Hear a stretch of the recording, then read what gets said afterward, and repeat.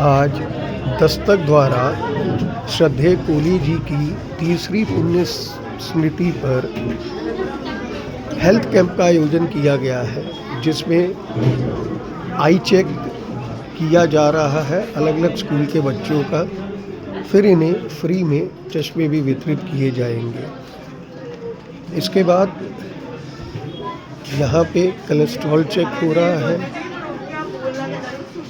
Sugar checkup का कार्यक्रम चल रहा है।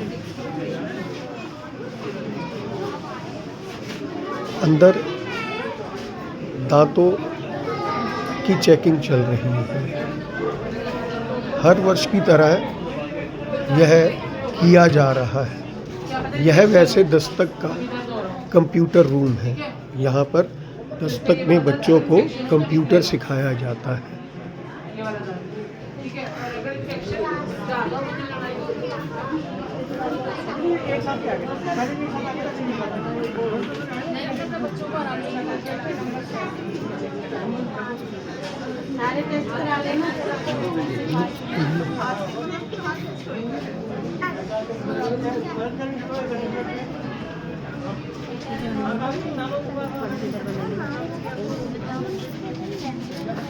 एक